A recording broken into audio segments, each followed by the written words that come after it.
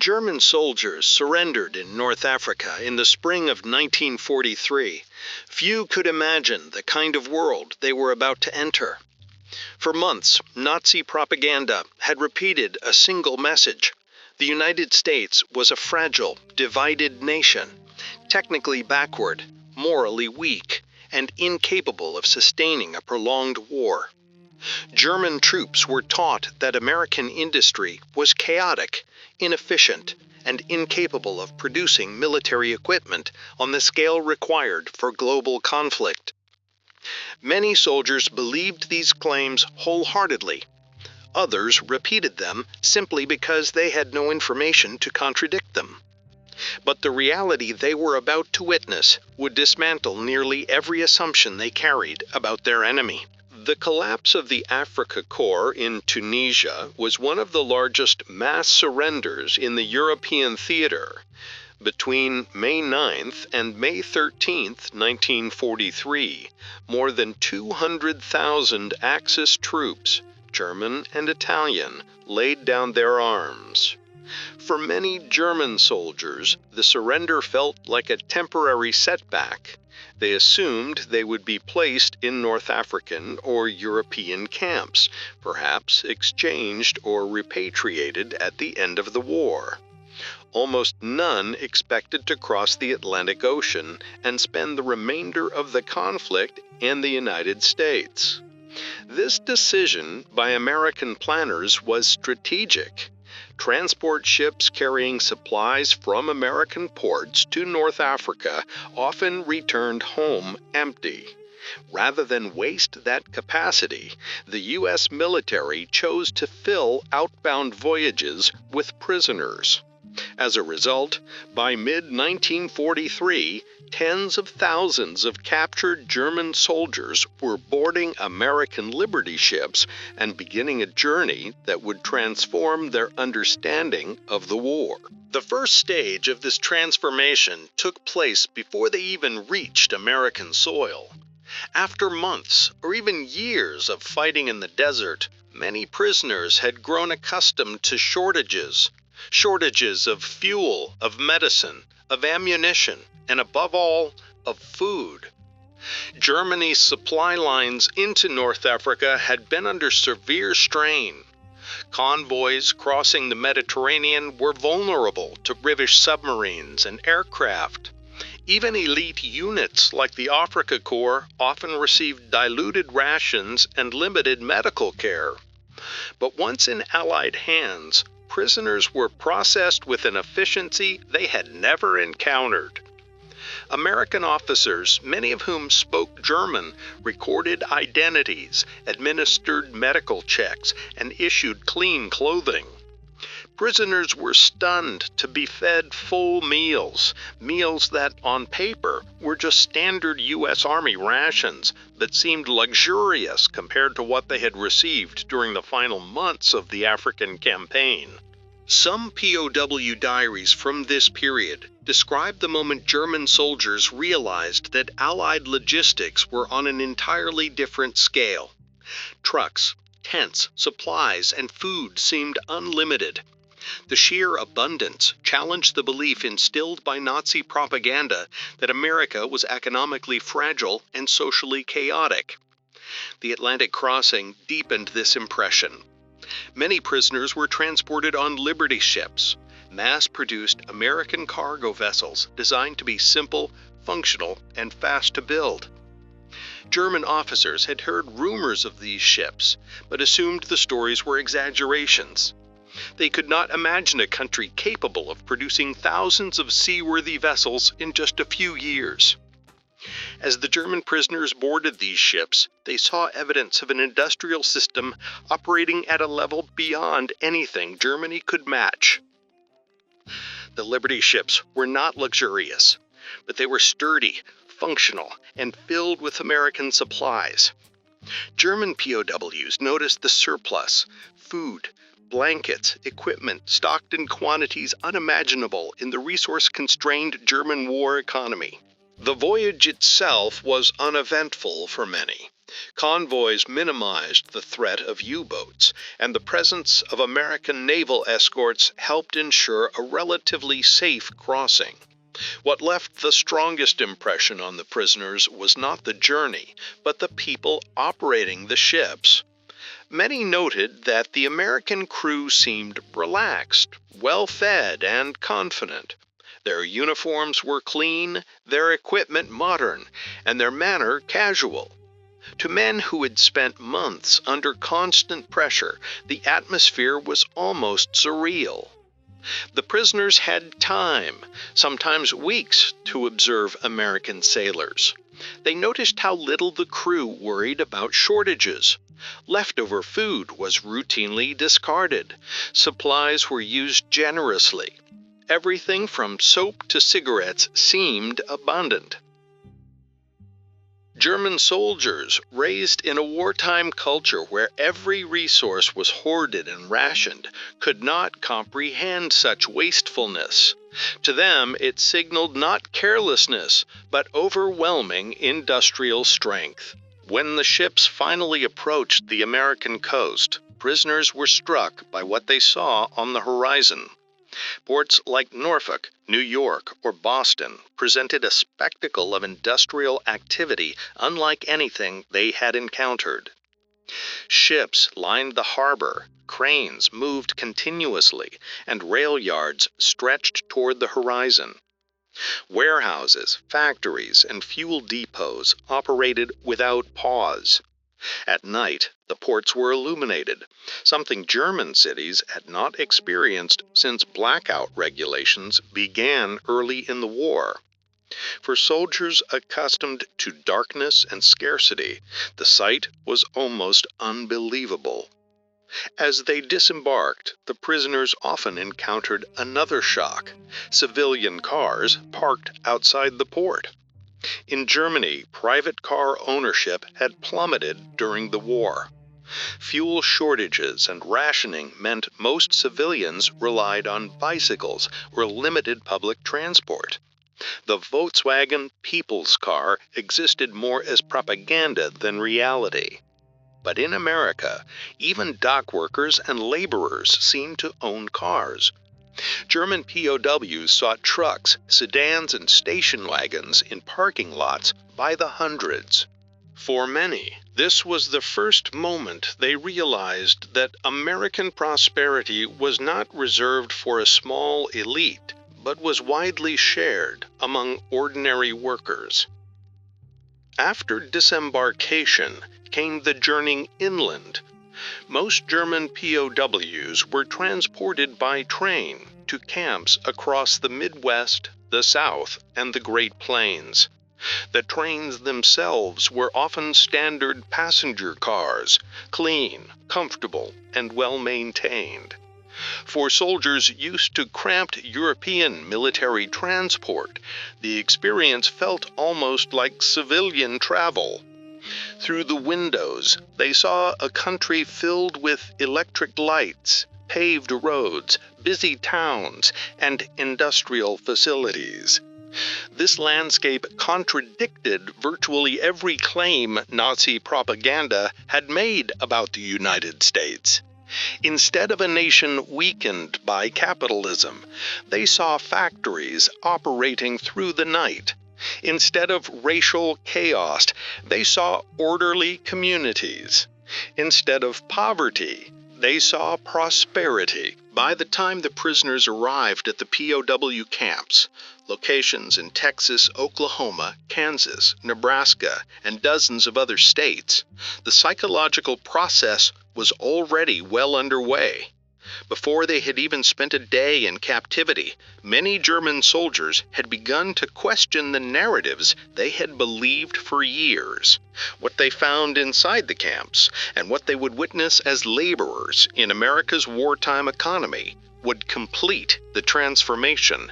When the German prisoners finally reached the POW camps scattered across the United States, their first impression was often one of astonishment. Many expected harsh confinement, possibly even mistreatment, similar to what some Allied POWs had endured in German custody. Instead, what greeted them was an environment governed by strict rules, but also by an unexpected level of organization, cleanliness, and efficiency.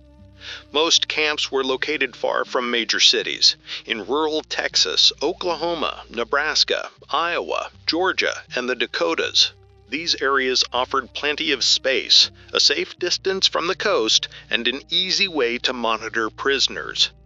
The camps were surrounded by barbed wire and guard towers, but the layout was often closer to a small village than a prison. Long rows of wooden barracks housed the POWs, while administrative buildings, kitchens, workshops, and recreation areas formed a structured community. The first shock came with the living conditions. The barracks were basic but clean. Each prisoner received a proper bed with a mattress, sheets, and blankets, luxuries compared to the conditions many German soldiers had endured in the final months of the African campaign. There was heating in winter, showers, functioning toilets, and regular maintenance. The German POWs were quick to notice that even the guards' facilities were not significantly different from their own. The American standard of living seemed consistent across classes, something many had not seen in Europe. Food, however, left the greatest impact. Under the Geneva Conventions, prisoners were entitled to the same rations as U.S. soldiers. Americans took this rule seriously. POWs were served meat, milk, vegetables, eggs, bread, butter, and fruit. Coffee was plentiful. Cigarettes were distributed regularly. Prisoners accustomed to shortages in the German military were stunned, especially those from units that had been cut off in North Africa. Some German diaries described their disbelief at seeing American guards casually throw away uneaten bread or fruit. One POW later wrote that this single observation, quote, told us more about the power of the United States than any weapon we had seen on the battlefield. End quote. The abundance of food had another effect. It forced many German soldiers to confront the reality of their own situation. Nazi propaganda had insisted that America was a land of poverty, crime, and economic collapse. Yet here they were, eating better in captivity than many civilians did in Germany. This contradiction shook some prisoners deeply. Daily life followed a strict routine. Reveille sounded early, followed by roll call. Work details were organized by camp officers, usually German NCOs who remained in charge of internal discipline according to the Geneva Conventions. American guards ensured order, but intervened little in the prisoners' internal hierarchy. The work assignments varied widely. Many POWs were sent to nearby farms to harvest crops or perform seasonal labor. Others worked in canneries, lumber yards, sawmills, or road maintenance.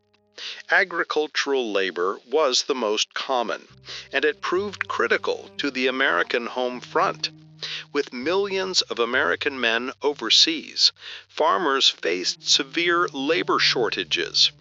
German POWs filled this gap, helping maintain food production across the Midwest and the South. The POWs were paid small wages in camp coupons, which they could use at the camp canteen to purchase magazines, toiletries, stationery, or even musical instruments. Some spent their coupons on American snacks, chocolate bars, sodas, and canned goods they had never tasted before. These small indulgences became symbols of the economic strength surrounding them. Interactions with American civilians varied. In some regions, especially rural areas, POWs were treated as curiosities. Locals watched them work in the fields, often surprised by their youth. Many German soldiers were barely out of their teens. Farmers who hired POW labor often spoke with the prisoners, sometimes with friendliness, sometimes with caution. For the prisoners, these encounters challenged yet another layer of propaganda. Americans, including rural families, were not the chaotic, impoverished figures they had been taught to despise. They were ordinary, often welcoming, and surprisingly prosperous. Camp libraries became another source of cultural exposure. They offered books in both English and German, including classics, technical manuals, and occasionally newspapers. For POWs eager to understand the country they now lived in, the library was a window into American society. Many prisoners began learning English, either out of curiosity or simply to pass the time. Education programs emerged in several camps. German teachers, often university students or academic professionals before the war, offered classes in mathematics, physics, languages, and even philosophy. The American authorities allowed these programs as long as they avoided political indoctrination. This created an unusual environment, a captured army running its own informal university system inside its captors' borders. Recreation was also encouraged. The Geneva Conventions required it, and the Americans saw it as a way to maintain order. Soccer became the most popular sport, with teams forming leagues that competed within and between camps. Theater groups staged plays, sometimes with elaborate costumes made from blankets and scrap materials. Musicians formed orchestras, using instruments bought with their wages. What surprised the German POWs most was not the comfort itself, but the sheer capacity that made it possible. The United States could build hundreds of camps, each capable of housing thousands of prisoners, and supply them daily without difficulty. For a nation that German propaganda had described as weak and divided, this level of organization contradicted everything they had been taught. American guards played a significant role in shaping the POWs' perceptions. Many of them were older men or soldiers recovering from injuries, personnel assigned to home front duty. Their casual attitudes, their conversational openness, and their confidence left strong impressions. Some POWs were stunned at how informal American military culture seemed compared to the strict rigidity of the German Wehrmacht. Guards often addressed prisoners with respect, bantered with them, or discussed the progress of the war. The POWs realized they were dealing with men who did not fear them and who had nothing to prove. Even so, tensions did arise. Camps containing committed Nazi officers or ideologues sometimes experienced internal conflict. Hardline prisoners pressured others to maintain loyalty to Hitler, discouraging friendly interactions with Americans. At times, clashes between Nazi loyalists and more moderate prisoners required camp authorities to intervene. In extreme cases, prisoners considered dangerously political or segregated from the general population. Despite these tensions, the overall environment remained structured, controlled, and surprisingly humane. The POWs recognized that America followed rules strictly. It was not out of kindness, but out of commitment to law and military protocol. This approach earned respect, even among prisoners who did not sympathize with American ideals. The longer the POWs stayed in the camps, the more they were exposed to the machinery of American society, its roads, factories, farms, and everyday conveniences. The more they saw, the more their understanding of the war and of the United States shifted away from propaganda toward first-hand observation. Over months and years, This exposure would fundamentally reshape their worldview, leading to a transformation few could have imagined when they boarded those ships from North Africa. As German prisoners settled into life inside the camps, a new chapter in their captivity began, one that would reveal even more about the United States' astonishing economic and industrial capabilities. Under the Geneva Conventions, non-officer prisoners could be required to work, provided the labor was not related to military operations. For America, this was a practical necessity. With millions of American men deployed overseas, labor shortages plagued farms, factories, and public works. German POWs became an unexpected solution. What they saw and experienced on these work details became one of the most influential factors in reshaping their views of America, its people, its economy, and above all, its industrial dominance.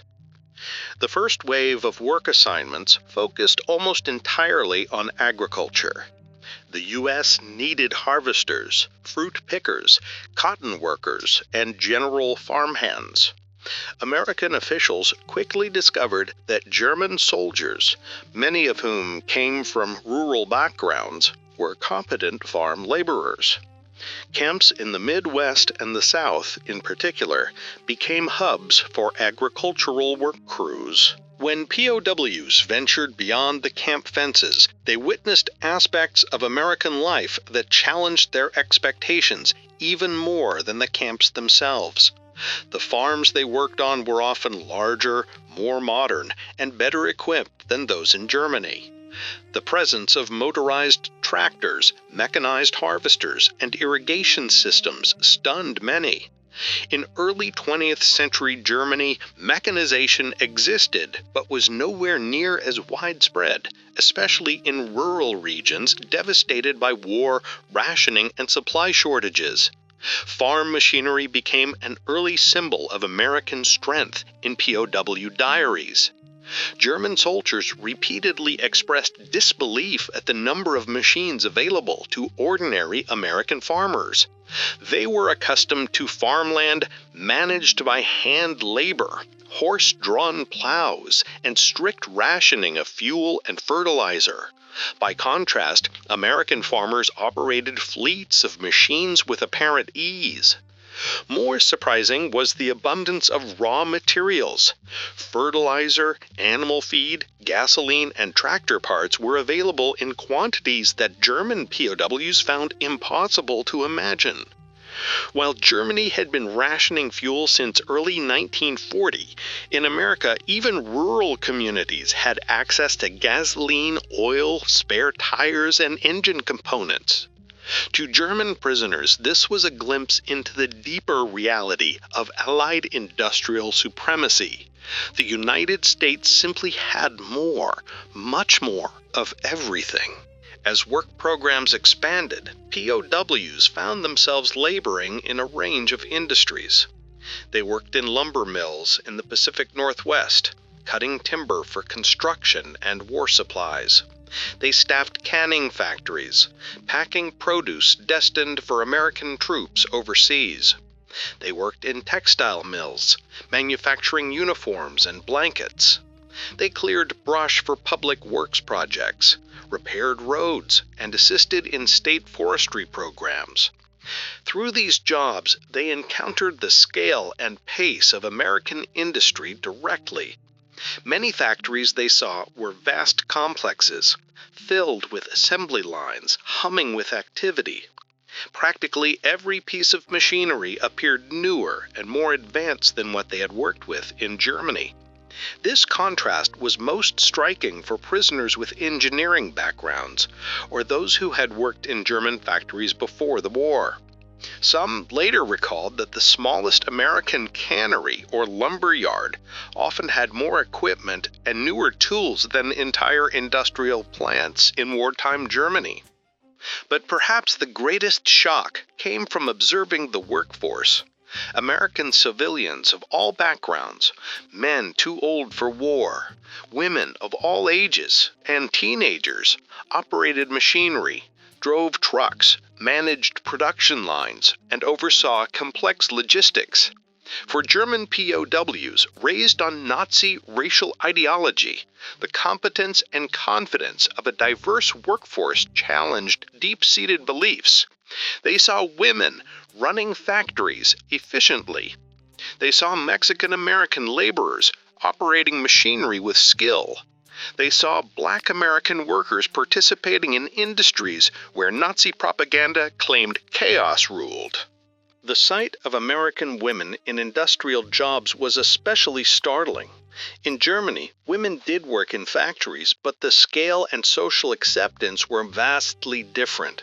In the United States, women were visible everywhere, driving tractors, managing warehouses, running shift operations, and filling supervisory positions.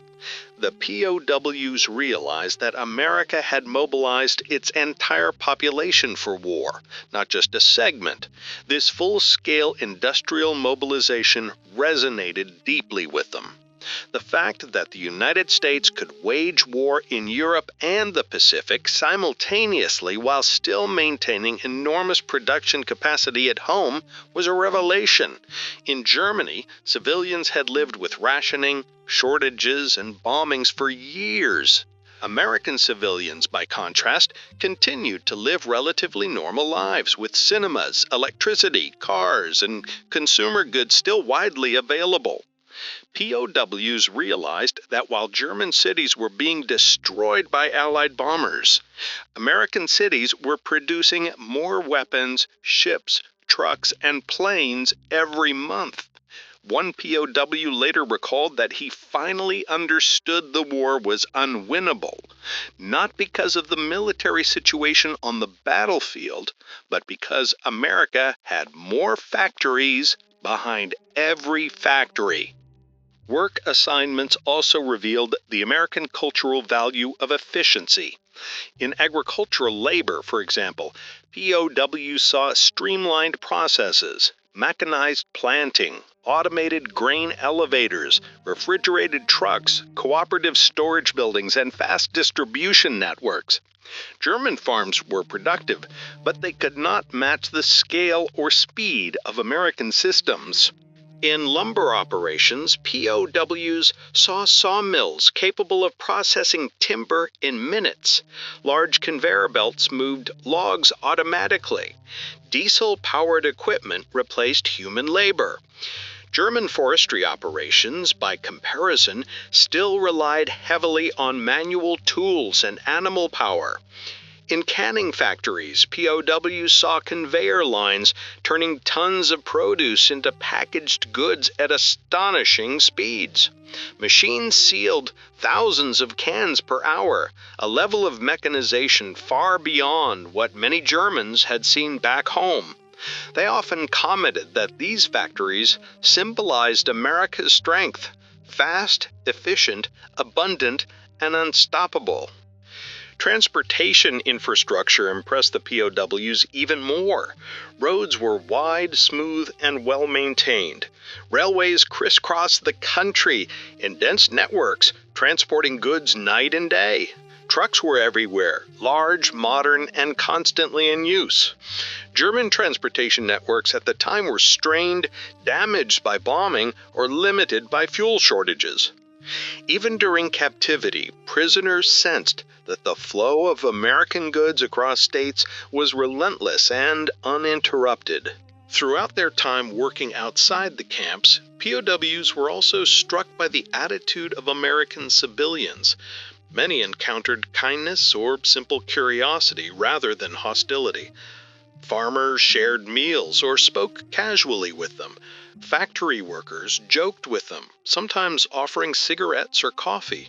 Even those who did not trust the prisoners often treated them with a level of normalcy that contrasted with the harsh political climate in Germany. These encounters had a cumulative effect. Step by step, detail by detail, POWs realized that America was not the industrial weakling they had been told about. It was, in fact, a superpower, capable of producing weapons, ships, vehicles, and supplies on a scale far beyond Germany's reach. Every tractor, every factory conveyor belt, every train, every barn filled with machinery, every bag of fertilizer, every warehouse packed with goods, even the vastness of the farms themselves reinforced one message. This was a country with industrial power unlike anything they had imagined. The German prisoners were beginning to grasp a reality they had never been allowed to consider. Germany had never stood a chance in a long war against the economic might of the United States. As months turned into years, German POWs across the United States experienced something unexpected. A gradual transformation in how they viewed the world, their enemy, and even their own nation. Exposure to American life, its material abundance, social structure, and cultural openness began to reshape ideas that had been deeply rooted in them through years of Nazi indoctrination. This shift was not immediate nor universal, but it was profound. At the heart of this transformation was a startling discovery. The United States, far from being a chaotic and divided land, was functioning with incredible efficiency and stability, despite being immersed in a global war. POWs observed this not through propaganda or speeches, but through the simple, repetitive rhythms of American daily life. The camp itself served as a constant reminder of American wealth. Food was plentiful. Buildings were well maintained, and the logistical systems that kept thousands of prisoners supplied were remarkably dependable. Even in remote camps, the prisoners saw American trucks arriving on schedule, carrying everything from bread to lumber to medical supplies. The U.S. military had built a nationwide network capable of sustaining military bases, training grounds, shipping ports, and dozens of POW camps comfortably and consistently. For many German prisoners, this alone was shocking. They came from a nation where bombings, rationing, and transportation shortages had disrupted daily life since the early years of the war. Back home, civilians had endured blackouts, long lines for food, and constant anxiety about shortages. Seeing Americans live without these pressures challenged the idea that Germany's planned, disciplined society was superior to the materialistic chaos of democracy. And when POWs witnessed how average Americans lived outside the camps, the shock only grew deeper. One major revelation concerned housing. During supervised work assignments, prisoners saw American homes, neat suburban houses with lawns, electricity, heating, and multiple rooms. In Germany, such comforts were increasingly rare outside the upper classes or rural villages untouched by the war. Ordinary American workers, meanwhile, seemed to enjoy a standard of living that contradicted all Nazi ideological claims about capitalist suffering. Another point of astonishment was the ubiquity of consumer goods. While working in factories or farms, POWs observed everyday items, radios, canned foods, household tools, and clothing produced in massive quantities. German factories during the war had shifted almost entirely to military production, leaving civilians with shortages of everything from shoes to soap. American civilians, by contrast, had access to products that German propaganda claimed could not possibly exist in abundance.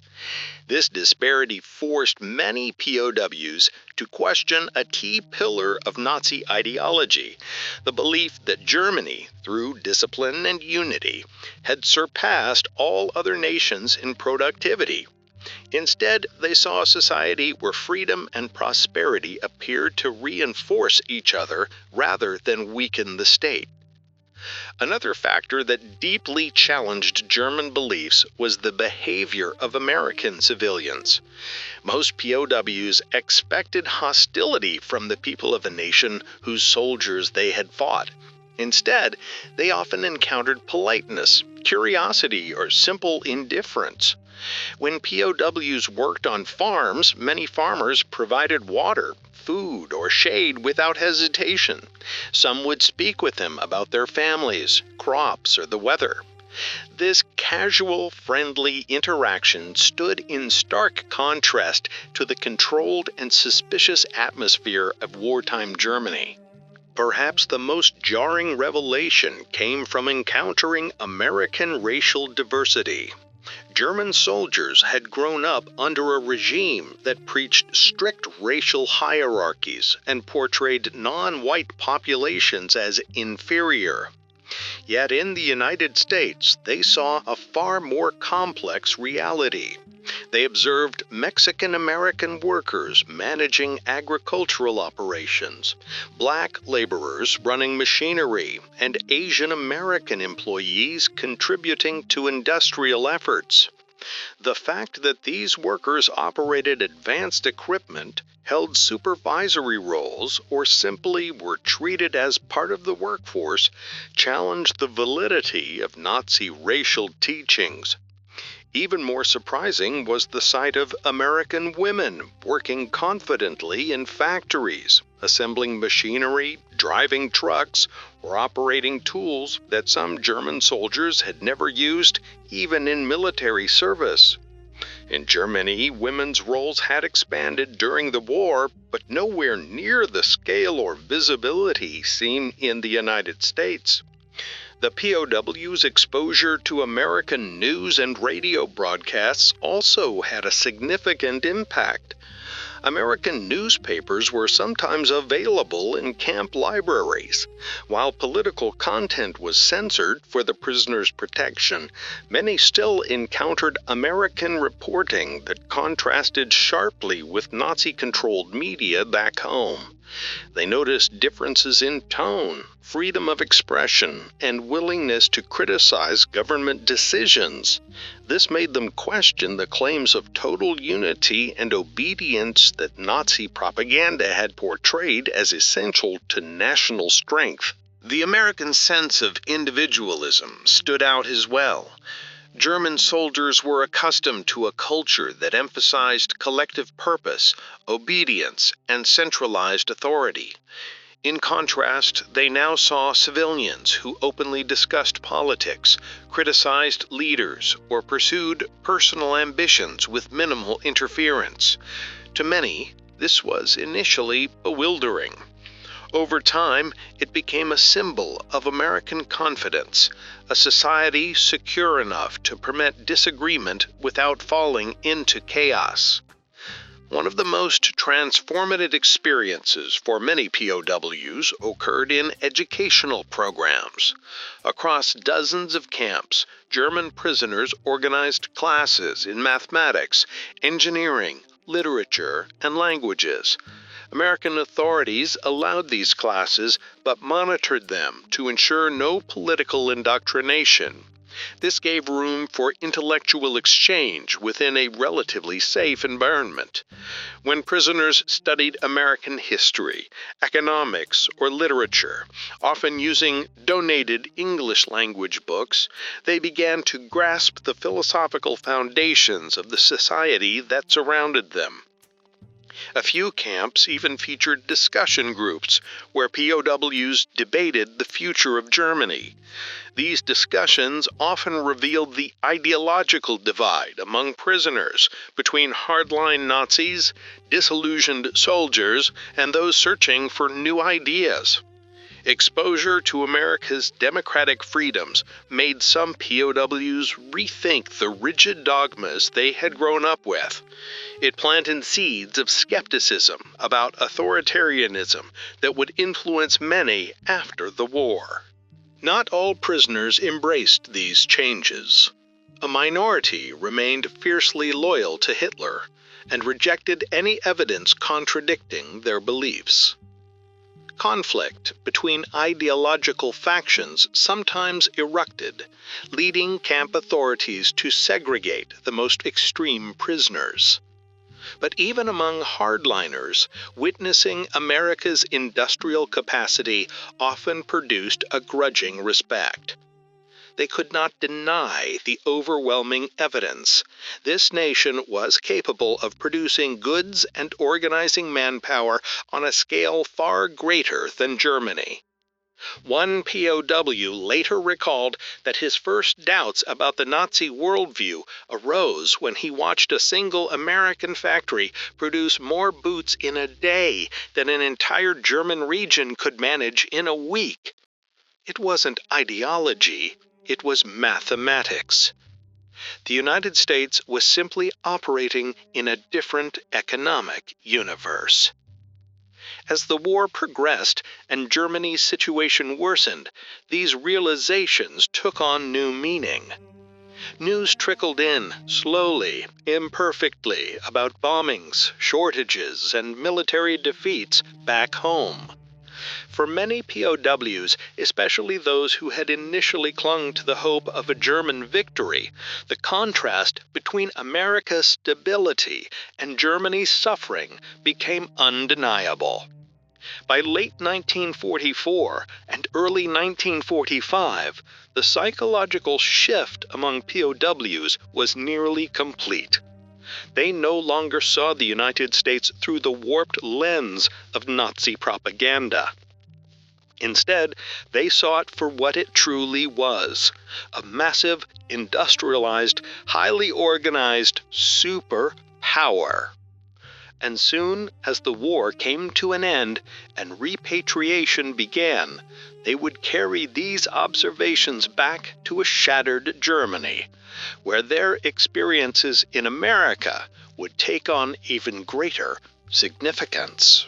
By the end of 1945, as the war concluded and Germany lay in ruins, the German prisoners of war held in the United States faced a new, uncertain chapter in their lives.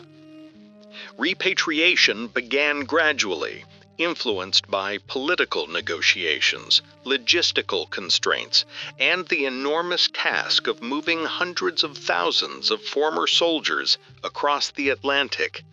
For many POWs, leaving the United States was bittersweet.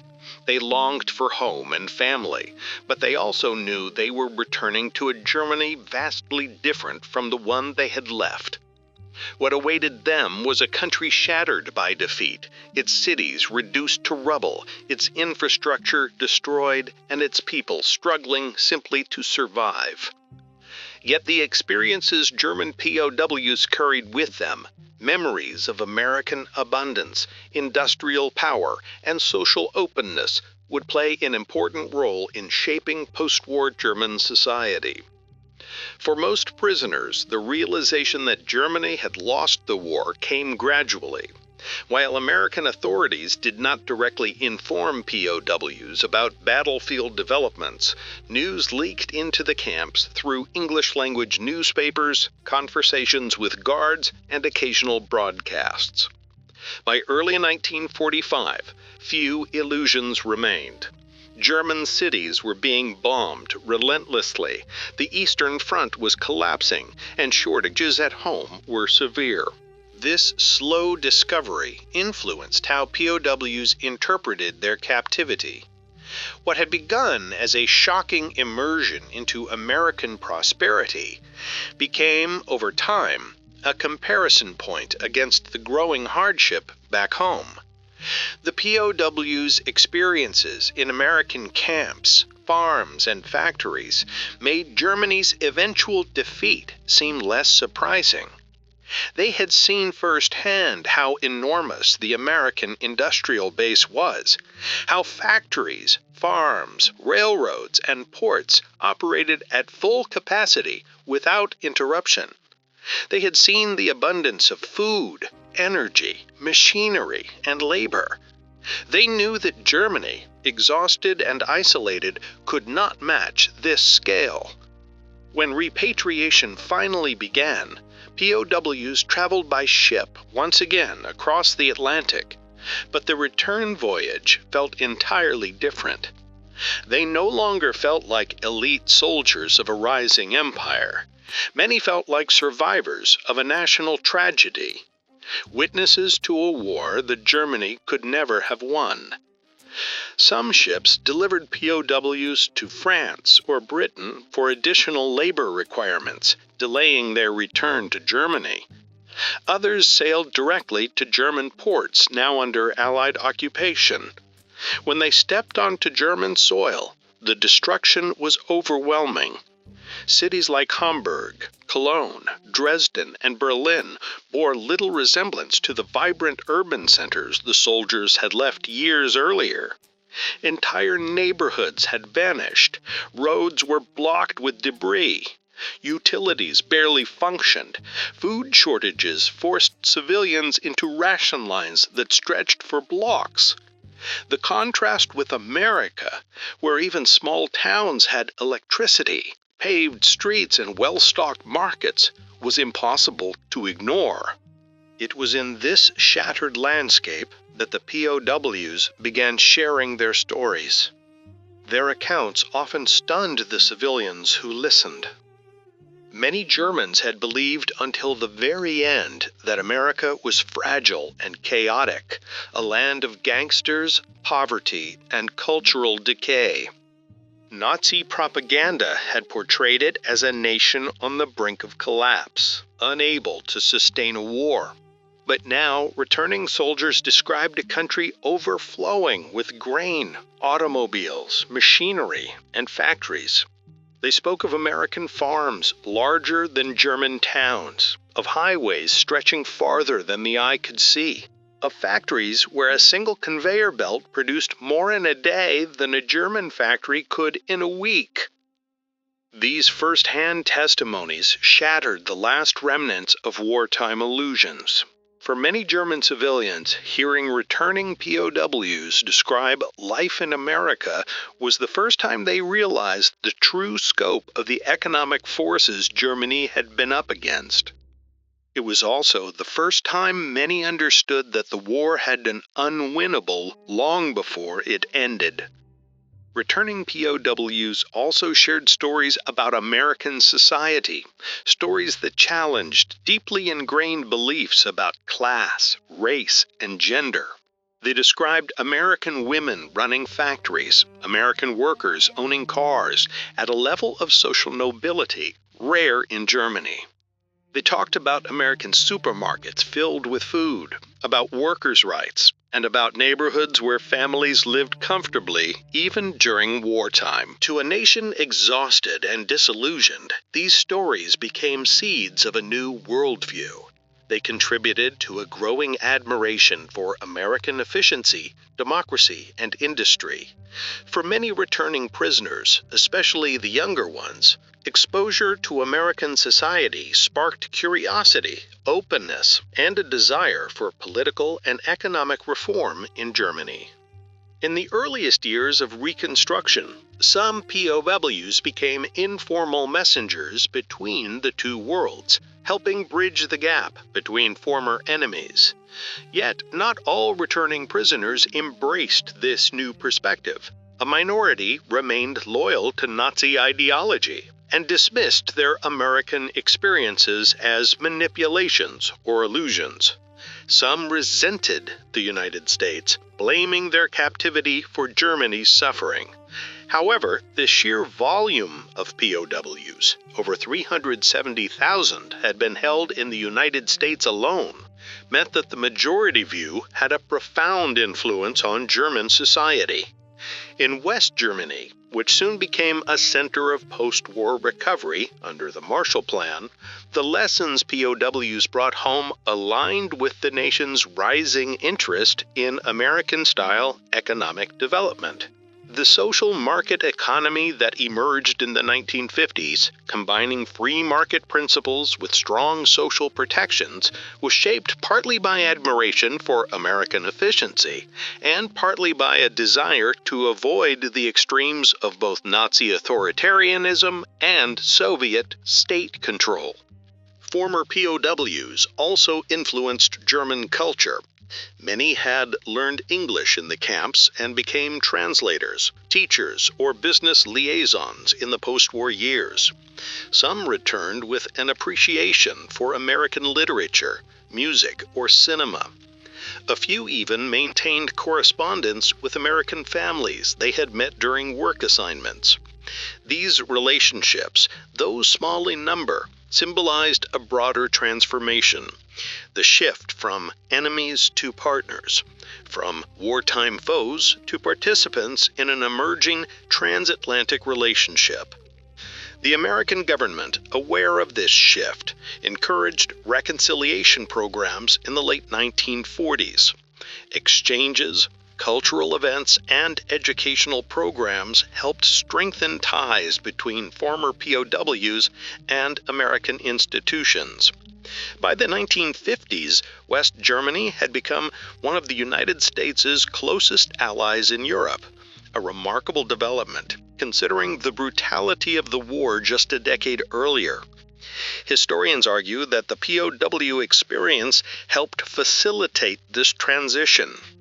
The German soldiers who had lived in America returned home as witnesses to an alternative model of society, one based not on fear or dominance, but on abundance, opportunity, and rule of law.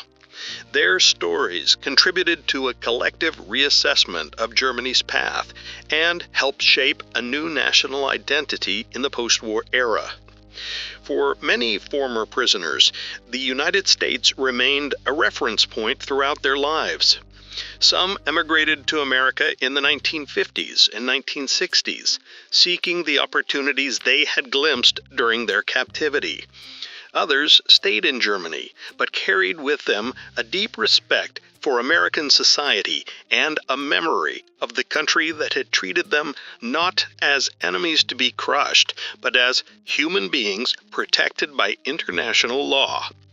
The legacy of German POWs in America is therefore twofold. On one level, it reveals the staggering industrial and economic power of the United States during World War II, a power so immense that it astonished even trained soldiers who had seen war up close. On another level, it demonstrates the unexpected role that humane treatment and exposure to a free, prosperous society can play in shaping the beliefs of former adversaries.